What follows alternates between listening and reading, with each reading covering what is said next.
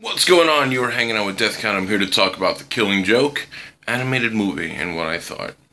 First of all, I'm going to get right through the first 30 minutes of the movie and what I thought about I'm going straight to it. Batgirl just fucking the shit out of Batman.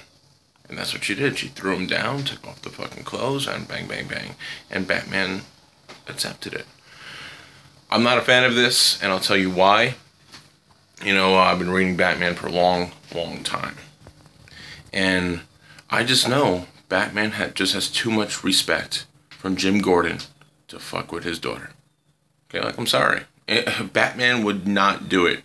And I don't think Batgirl should even want to try. You know what I mean? I can understand she's young. She may have a crush on this guy. But if you know Batgirl, or at least what I think, what I read, and I want to show you something really quick, right? One of my favorite stories, Hush, written by Jeff Loeb, right? Let me just show you this real quick, okay?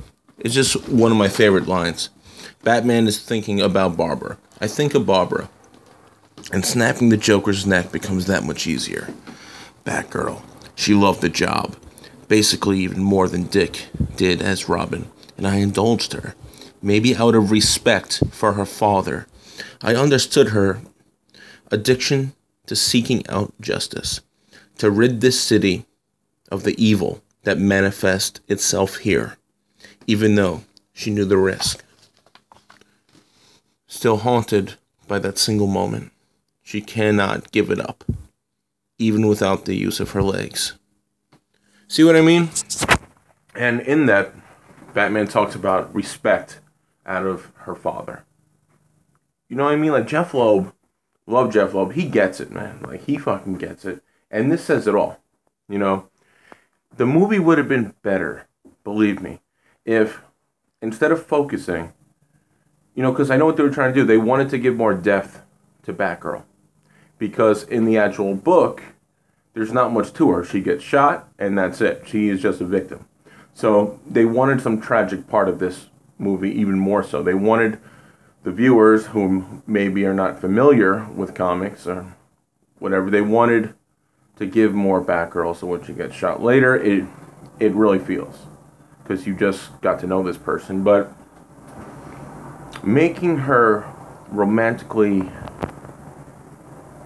connected with Batman is just wrong, dude. That's not the way.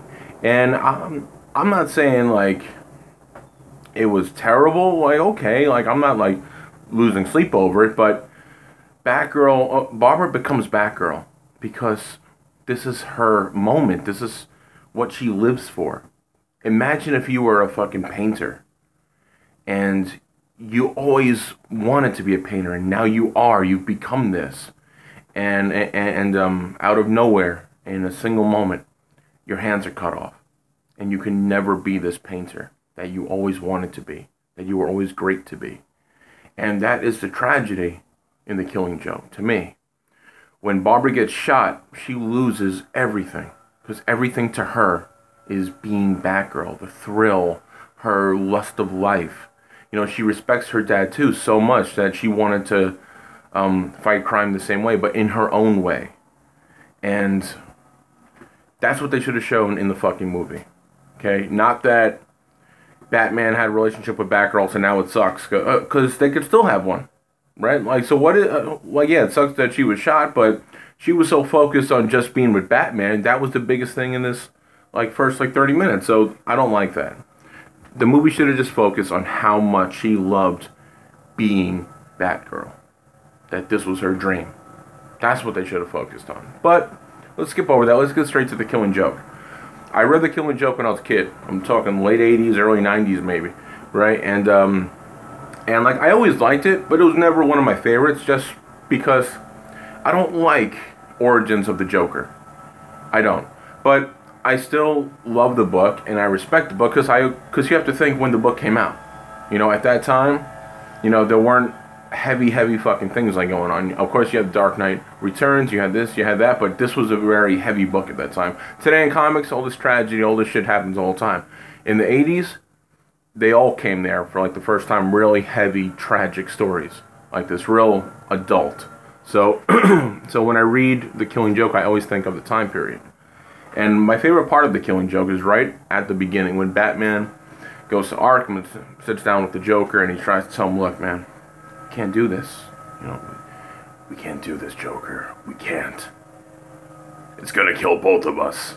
Right? Like I love that, like the psychological side. And this isn't Batman like him, you know, but it pushed him to this limit to finally actually talk to the Joker, trying to just talk to him, and Batman is not a talker. So I really enjoy that part of The Killing Joke. That's my favorite part. And then it turns out the big joke is it never was the fucking Joker. It was a imposter, right? And so seeing Hamill, seeing Conroy doing this, amazing. This is something that a lot of us were looking forward to, and you could just tell that Hamill was waiting to do this because he was so great. This is one of his best performances, and I really enjoyed their performance, and the story was pretty much what I expected. It was good, right? It was good. So I enjoyed The Killing Joke, and the ending, like the last, you know, even in the book, like The Killing Joke, I never truly understood that. I've heard of a lot of people's theories and all that, but I don't know. Like people say that Batman broke his neck, and you know, because Batman is laughing while the Joker stops because he's dead. But I don't know. Book is still good, so that's what I think of it. It's okay. The Dark Knight Returns is still my favorite animated, but this was excellent too. So I want to thank you for watching, and talk later.